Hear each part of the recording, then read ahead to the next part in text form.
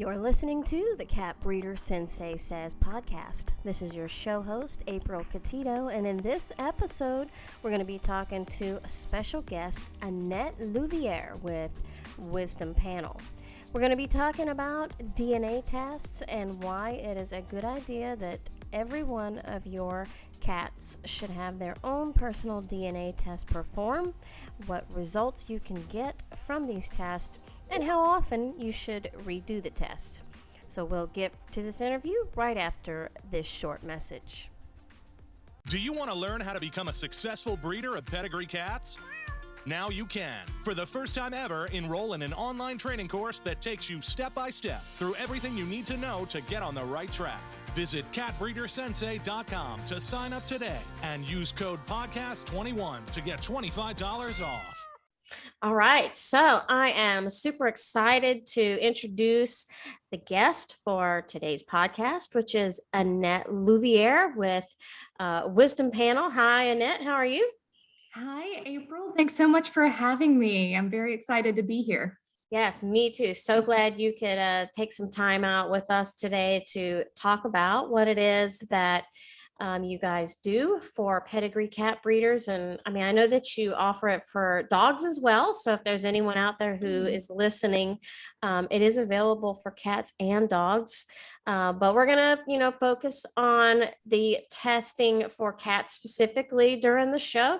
But I'm sure that, a lot of it's going to apply to the dogs as well. It's just an awesome service that you guys may or may not know about. So that's really the reason for the podcast, is to educate you about this and let you know that it's available for you. And I definitely am an advocate for it. I use Wisdom Panel for all of my cats. I publish the test results on my website so that not only other breeders can see the results and maybe bring some awareness that it's even out there, but also, the buyers, it adds a level of confidence to them, knowing that the breeder that they're choosing to get their kittens from are doing these types of tests. So we are going to talk to Annette all about Wisdom Panel, and by the end of this, you guys should have a very good understanding of why you should be using it. So let's get started with it. I'm excited too. I love Wisdom Panel. Like I said, I have used a couple of other companies before, but they're just not as in depth as Wisdom Panel. So I love that. So I'm sure we'll get to that. But can you explain what Wisdom Panel provides for pedigree cat breeders? Yes, in short, Wisdom Panel can provide cat breeders with information regarding over 45 genetic health risks, provides genetic blood typing, identifies various traits the cat may be carrying, and provides genetic diversity of the cat. All of this can help guide precision care and healthier breeding practices, which then improves the lives of cats. And of course, that's the overall goal for everyone involved. Absolutely. I'm always pushing health, temperament, and type in that order. And, it really starts with this. This is one of the first things I think that everyone should do before they ever, acquire any of their cats for breeding. Wow, it does provide a lot of information that can be used in more ways than one. I mean, not just health, but like you said, traits and characteristics and blood type. So what are the main benefits for a breeder to use Wisdom Panel to DNA test their cats? You kind of summarize the results, but how can you really get down and dirty with it, and for lack of a better term, and use these results to your benefit? Well, we have a couple different testing options in our Optimal Selection and MyCat DNA products, which are specifically designed for breeders. The cat's data contributes to the pedigree statistics, such as genetic diversity, as well as disease frequency information, which is made available to the breeder and research communities through scientific publications. Panel testing in this manner really helps uncover disease distribution across the various pedigrees. So in addition, we perform clinical validation studies within the newer pedigrees, which helps to determine genetic causality within the different breed backgrounds and improves ultimately disease diagnosis. And it's the same with the prevalence of the different blood types, as well as traits, which of course traits hold an importance to the breeder, both in understanding how they're expressed, as well as some traits can actually be harmful in certain circumstances, such as the case with the brachycephaly gene that's also linked to the Burmese head defect. So having that information is great, as I mentioned, for the breeders. I'm excited to say in June of this year, 2021, we've launched our consumer cat health and ancestry test, Wisdom Panels Complete for Cats. This panel test can be used for both pedigree and random bred cats, as it includes nearly all the same features and benefits of the breeder product. Through this product, we want to help raise awareness of those various inherited conditions in all cats. As more cats are DNA tested, like I mentioned, we will learn more about the feline mutation heritage in the domestic cat population and mutation causality within those different backgrounds, helping us to improve our advice for all cat parents and empower new discoveries in the cat community, really. I will say we feel offering Ancestry is a little bit of a lighter way to engage pet parents who may not be as familiar with the benefits of genetic health testing. And for educational purposes, because cats are not small dogs, we have also built up a cat breed library with information detailing each of the reported breed types, their special characteristic features, and the history behind the pedigree or population, because we believe this information will bring further awareness to the cat fancy and the work that pedigree cat breeders are doing. Oh God, that's amazing. With your permission, of course, I'd like to add a link to that information on the website under the show notes, so that people can check out the library. I love that. I mean, I love just having information to provide to people that it's kind of hard to hunt down sometimes. It's kind of hard to find, reliable Yep. information if it's coming from a company like Wisdom Panel that is, doing the DNA testing and offering this wealth of information. That's definitely a reliable source. So I love that. Thank you for that. Is it enough to test your breeding cats just one time? I mean, is that enough to, say, okay, I've done the DNA screening for this one and I don't have to do it again for as long as they're in the program? And that's a really good question, because although acquired mutations can occur within individual cells throughout life, such as cancer, as a general rule, a cat's DNA does not change with age. However, it's the testing technology and those scientific discoveries which can change. And so for those reasons, the breeder and pet parents may consider retesting a cat at a later date. Oh, that's interesting. Yeah, because you want to think DNA one time, right? Good forever. But Yeah. yes, the technology changes and the discoveries. I did not think of that, and that does make so much sense. We're gonna have a question coming up too in a minute about new things that come up. So I guess that would be, a reason to retest your cats. How simple or complicated is the process for someone to do the DNA test on their cats? Oh, it's a very easy process for DNA collection, depending on the cat's level of cooperation. So Wisdom Panel's breeder and consumer tests are swab-based, meaning 2 cheek swabs are provided in each of the kits.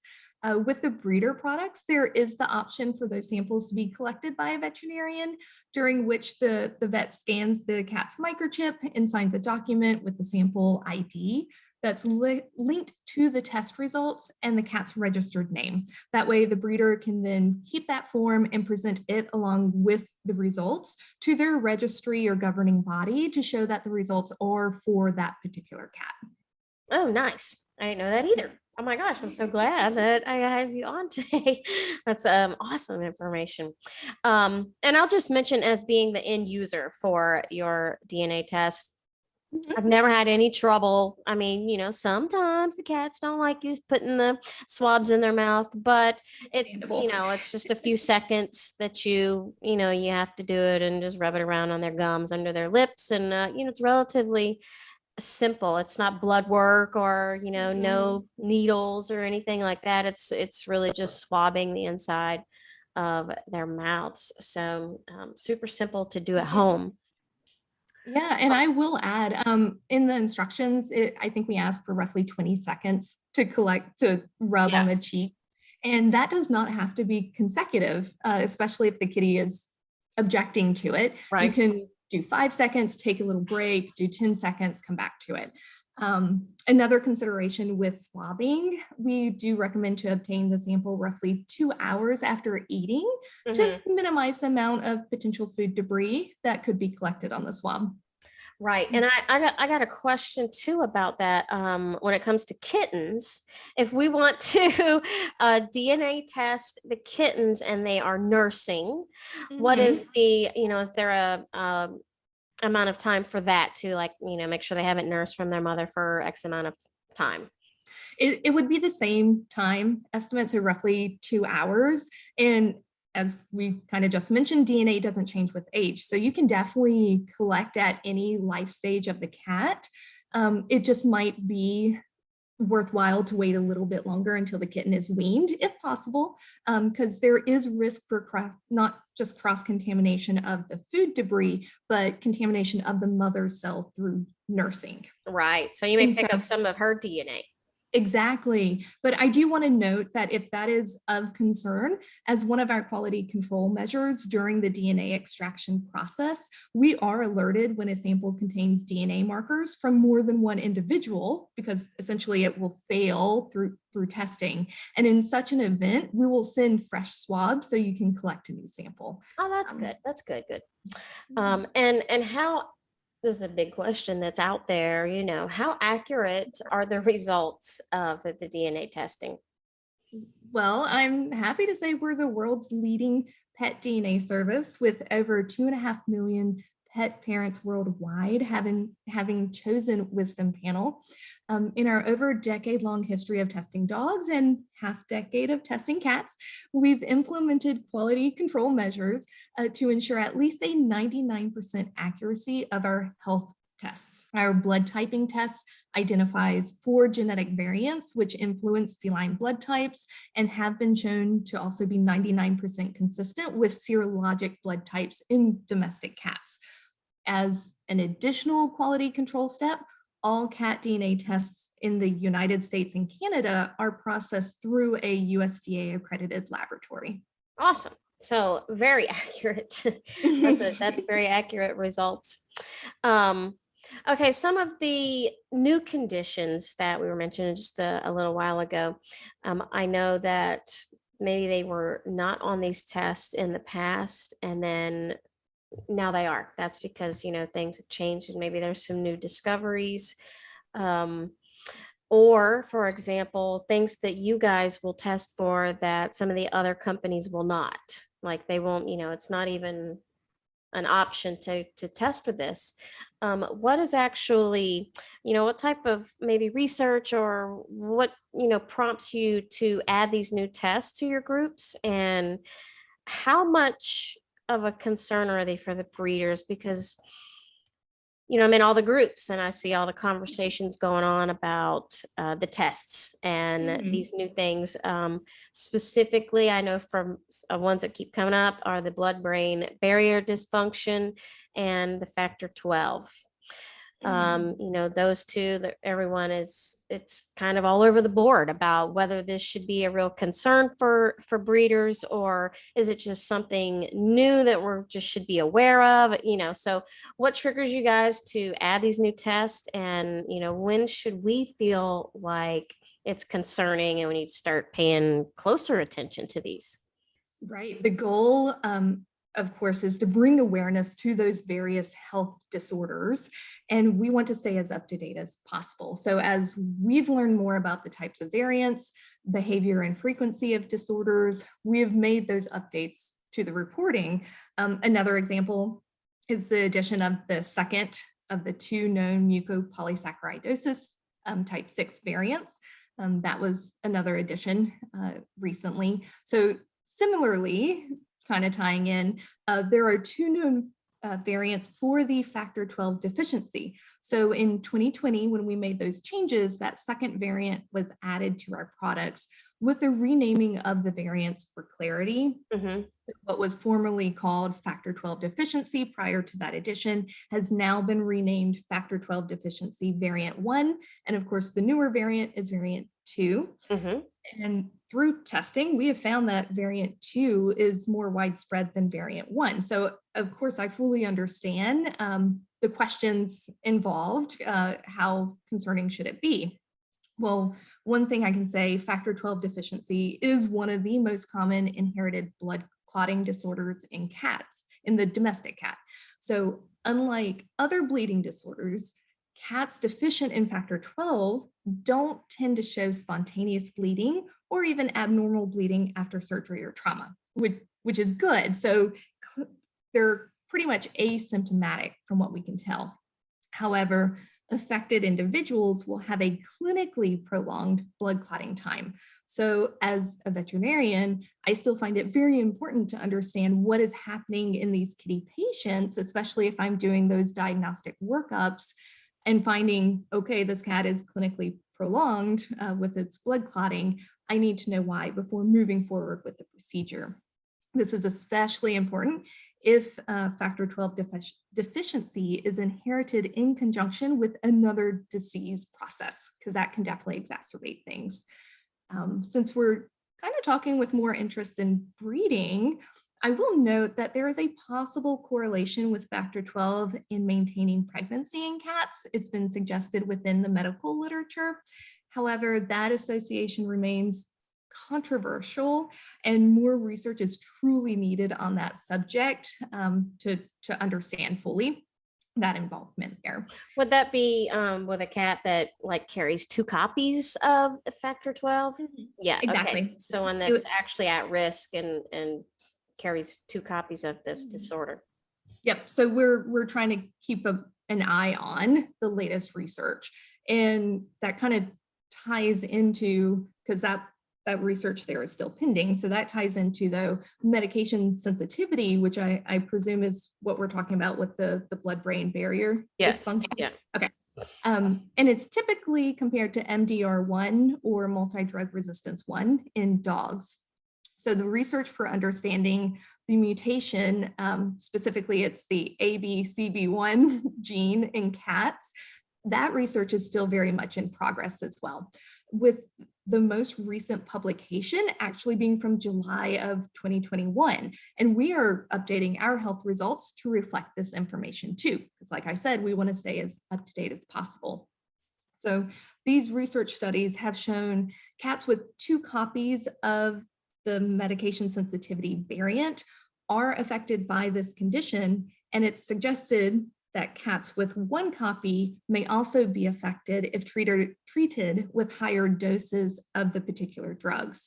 So therefore, the current recommendation when treating cats with medication sensitivity is to adhere to similar precautions as recommended for the MDR1 positive dogs out there.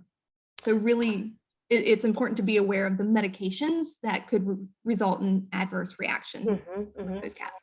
I love this. I mean, I can see why these tests are beneficial for pet owners as well. These are just things that, people don't know about their cats normally.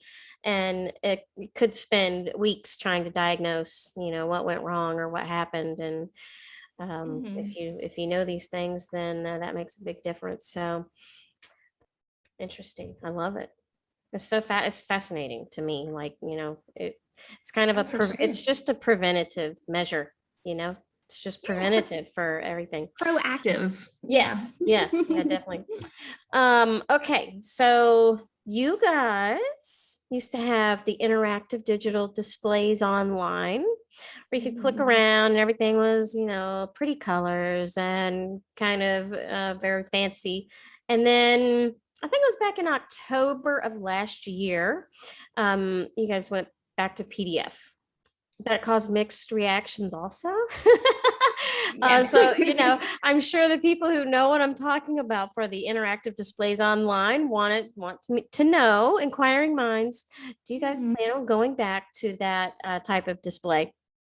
And asking the hard questions as you should to provide a better support and ultimately improve the experience for everyone. We are consolidating all products onto the same web platform.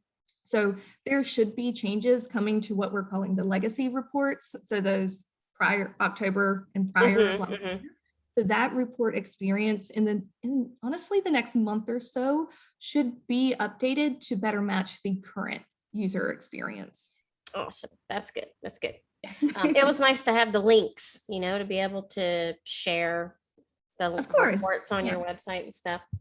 Okay, can you give us just a little briefing on what makes your DNA test different from the competitors? There's a couple of them out there that, also offer DNA testing, but how are you guys different? Well, we're developed by world-leading geneticists and veterinarians. By we, I mean the Wisdom Panel line of feline tests. It offers the world's most comprehensive cat DNA tests and screens for more genetic conditions than any other consumer cat DNA test.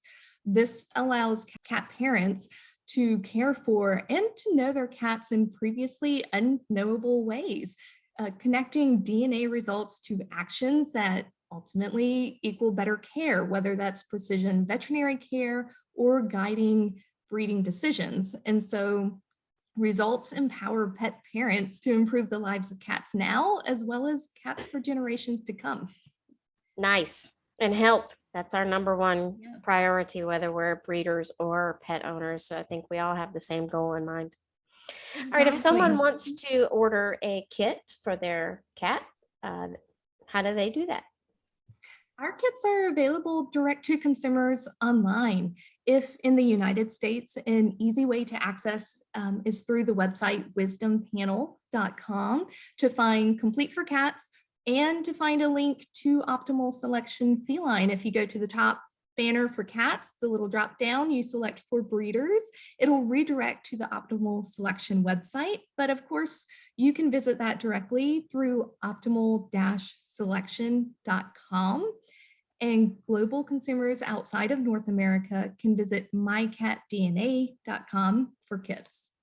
Awesome. Okay. And I'll put these links as well in the show notes on the website so that they can have a direct link and order some kits. I always have, 4 or 5 kits on hand in case.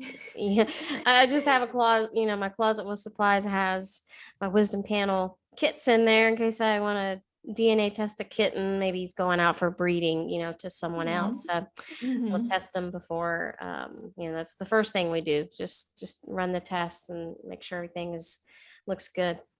Well, I know I learned a whole lot just from this short time from talking to you. So I appreciate so much you taking the time to educate me and our listeners on the show today. It's of great knowledge, and I hope that somebody becomes aware that it wasn't familiar with Wisdom Panel before today and reaches out and starts using them in their cattery. It's an awesome tool. I mean, I just can't imagine. I have one on file for every one of my cats. So it just, I'm always referring to it. I forget, like, okay, let me go check. Do they carry the dilution gene? Oh, I gotta go look, until you memorize what they have. And the traits are awesome. Blood type, especially if you have a cat that is commonly you have B blood, and those are can cause the neo. Tell me what the word is. Isoerythrolysis. Hey, close enough. The the NI. Yep. From blood type incompatibility. So just that is a good reason to do the test for your cats. So thank you again. I appreciate it so much. And if they want to reach out to you, they can just use the, contact form if they have questions or anything on the website, and someone there will reply to them with an answer. Awesome. Very good. Well, thank you again, Annette, for your time. And I'm sure we'll speak to you soon. Sounds great. This has been my pleasure. I always enjoy chatting cats. Yes, me too. Thank you guys so much for tuning in to the Cat Breeder Sensei Says podcast. Leave us a 5-star review on the podcast platform that you listen to us on, and be sure to subscribe so you don't miss the next exciting episode that should be coming up very soon. Share this podcast on social media with your friends, and be sure to visit us online at catbreedersensei.com and check out our course, our online training course, The Complete Guide to Breeding Pedigree Cats. This is April Catito checking out. You guys make good choices, and I'll see you guys later. Bye.